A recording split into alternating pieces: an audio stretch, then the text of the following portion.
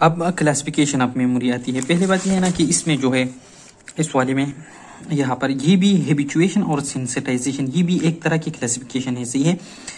अब इसमें एक बात भूल गया था मैं, इसमें ये कहते हैं कि जो हैबिचुएशन वाली नेगेटिव मेमोरीज थी ये प्रिवेंट क्यों किया जाता है। ये इसलिए प्रिवेंट किया जाता है ना क्योंकि हमारी मेमोरी का एक खास लेवल होता है, जिस तरह एक मेमोरी कार्ड होता है। अब शॉर्ट टर्म मेमोरी आती है। अब इनके लिए जो मैकेनिज्म्स है वो दो तरह के हैं। साइंटिस्ट ने जो मैकेनिज्म एक्सप्लेन किया, ये कौन सी हमारे ब्रेन के हाइपोकैम्पल एरिया में ऑलमोस्ट होती है। एक को कहते हैं सर्किट ऑफ रिवर्बरेटिंग न्यूरॉन। इसमें क्या होता है कि एक न्यूरॉन दूसरे न्यूरॉन को सिग्नल भेज देता है एक्साइटेशन के लिए, सही हो गया। अब ये जो न्यूरॉन इसको सिग्नल भेज रहे हैं, यहाँ पर या कोई तल न्यूरॉन होगा, सही है, उसके जरिए इस फर्स्ट न्यूरॉन को सिग्नल भेजेगा या डायरेक्टली भेजेगा, सही है, लेकिन मोस्टली तल न्यूरॉन के जरिए। इस न्यूरॉन नंबर 1 ने न्यूरॉन नंबर 2 को एक्साइट किया और न्यूरॉन नंबर 2 ने न्यूरॉन नंबर 3 को एक्साइट किया और 3 ने 1 को एक्साइट किया, या डायरेक्टली 2 ने 3 को एक्साइट किया। अब या तो ये एक्साइटेशन बहुत कम होगी या ज्यादा होगी। जब तक ये सर्किट एक दूसरे की एक्टिवेशन रखेगी तब तक ये मेमोरी हमारे जहन में रहेगी और ये मेमोरी बनेगी, सही है। तो अब क्या होगा, इसने इसको एक्साइट किया लेकिन इसने थोड़ी सी एक्साइटेशन यहाँ दी, तो इस तरह ये सर्किट कुछ देर बाद खत्म हो जाएगी और मेमोरी भी खत्म हो जाएगी। फिर दूसरी को आती है प्री साइनेप्टिक फैसिलिटेशन और इनहिबिशन मैकेनिज्म। इसमें क्या होता है कि एक प्री साइनेप्टिक नोब होते हैं, एक पोस्ट साइनेप्टिक नोब होते हैं। इसको प्री और ये क्या हो गया, ये पोस्ट हो गया।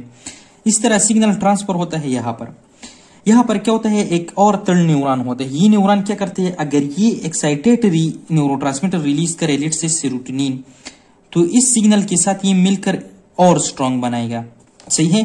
तो इसी तरह की जो हमारा मेमोरी होगी, मेमोरी बनेगी। शॉर्ट टर्म मेमोरी कितनी थे, फ्रॉम सेकंड टू मिनट्स ना, तो ये सेकंड से ज्यादा हो जाएगी मिनट्स तक।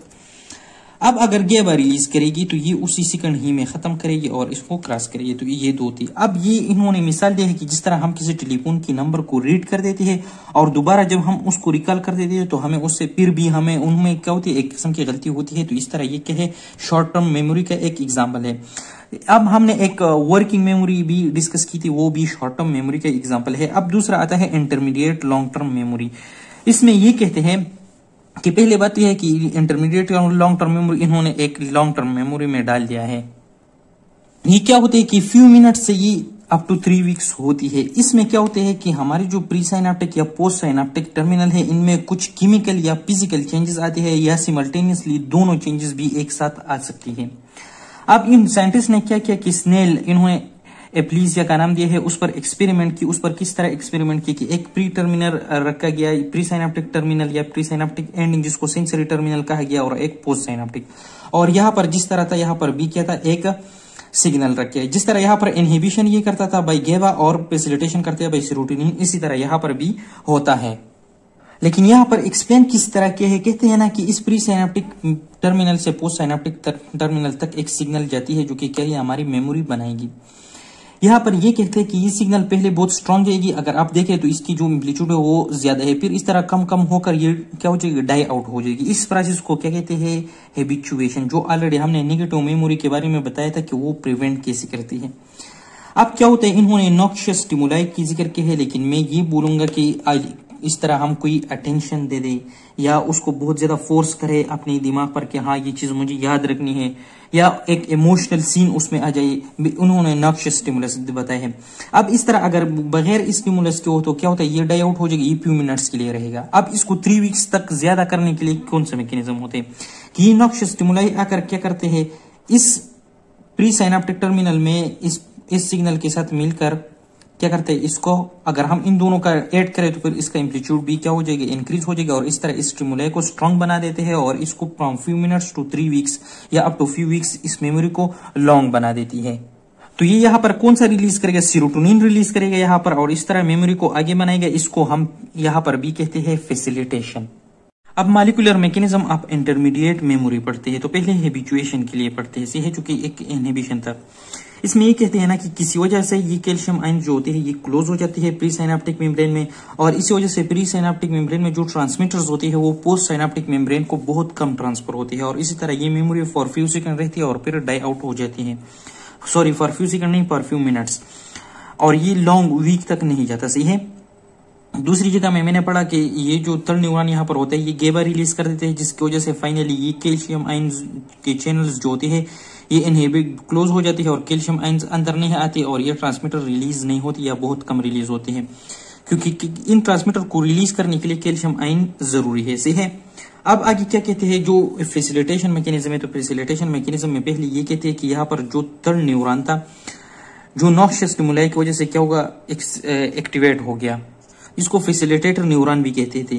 तो यहाँ पर तो पहले ये जो सेंसरी स्टिमुलस था मेमोरी के लिए, ये आता था, ये ट्रांसफर होता था, लेकिन ये क्या करता, इसकी जो सिग्नल्स होते हैं ना, इसको स्ट्रांग करने के लिए क्या था, ये फैसिलिटेटर न्यूरॉन था, ये सीरोटोनिन रिलीज करती है और वो अपने रिसेप्टर्स पर आकर बाइंड कर देते हैं और ये आगे जाकर यहाँ पर मेम्ब्रेन में एक और एंजाइम जिसको एडेनाइल साइक्लेस कहते हैं उसको एक्टिवेट करते हैं। ये एडेनाइल साइक्लेस एंजाइम आकर एटीपीज को साइक्लिक एएनपीज में कन्वर्ट करते हैं और आगे ये साइक्लिक एएनपी आकर क्या करते हैं, जो प्रोटीन काइनेज मेम्ब्रेन में होते हैं, हमारे इस मेम्ब्रेन के अंदर प्रोटीन काइनेज एंजाइम होते हैं, उसको क्या करते हैं, इनहिबिटरी फॉर्म से एक्टिवेटरी फॉर्म में कन्वर्ट करते हैं। और ये प्रोटीन काइनेज आकर क्या करते हैं, इस पोटेशियम चैनल की फास्फोराइलेशन करते हैं, मतलब इसको पोटेशियम की एडिशन कर देते हैं और इसी वजह से ये जो चैनल होता है, पहले इसमें क्या थे, पोटेशियम आयन बाहर जाते थे, अब ये क्लोज हो जाता है। जब ये क्लोज हो जाता है तो पोटेशियम आयन अंदर की तरफ पॉजिटिविटी स्टार्ट हो जाती है, क्योंकि पोटेशियम आयन अंदर की तरफ रिटेन हो गए इस प्रीसाइनेप्टिक मेम्ब्रेन में। अब जब पोटेशियम आयन जब यहाँ पर रिटेन हो गए, बहुत सारे पॉजिटिविटी आ जाती है, तो इस एक्शन पोटेंशियल की वजह से ये कैल्शियम आयन के चैनल्स ओपन हो जाते हैं। जब ये ओपन हो जाते हैं, अंदर की तरफ कैल्शियम आ जाती है और ये कैल्शियम क्या कर देते हैं, इस ट्रांसमीटर की वेसिकल पर एक्ट कर देते हैं और इनकी रिलीज क्या करते हैं, ज्यादा कर देते हैं। मैं इस तरह शो करूंगा लॉन्ग एरो से। सही है। अब जब इसकी ट्रांसमिशन ज्यादा शुरू कर देते हैं तो ये सिग्नल जो होगा ये ज्यादा देर के लिए फिर इस तरह ट्रांसमिट होगा और इसी तरह जो हमारे इंटरमीडिएट मेमोरी की जो हैबिचुएशन फॉर्म था 4 मिनट्स था, 4 मिनट्स था, जितनी भी मिनट्स था, उससे उसको ले जाते हैं ऑलमोस्ट अप टू 3 वीक्स को, एक किस्म की इंटरमीडिएट लॉन्ग टर्म मेमोरी को। अब ये इफेक्ट तो किस चीज पर होगा, प्री साइनेप्टिक मेम्ब्रेन पर होगा। इसके अलावा पोस्ट साइनेप्टिक मेम्ब्रेन पर भी होता है। किस तरह कहते हैं ना कि डिफरेंट सोर्सेज से स्टिमुलाई आती है और इस पोस्ट साइनेप्टिक मेम्ब्रेन पर क्या करती है, एक्शन करती है। और इस पोस्ट साइनेप्टिक न्यूरॉन की मेम्ब्रेन में क्या करते हैं, ये ऐसे केमिकल और फिजिकल चेंजेस लाते हैं जिसकी वजह से क्या होता है कि ये जो शॉर्ट मेमोरी होती है उसको लॉन्ग में कन्वर्ट कर देती है, इंटरमीडिएट ही की रीजन में, मतलब from minutes two weeks he convert कर देती है। अब इसके साथ शॉर्ट टर्म मेमोरी और long term memory intermediate memory and हो गया, लॉन्ग टर्म मेमोरी रहता है।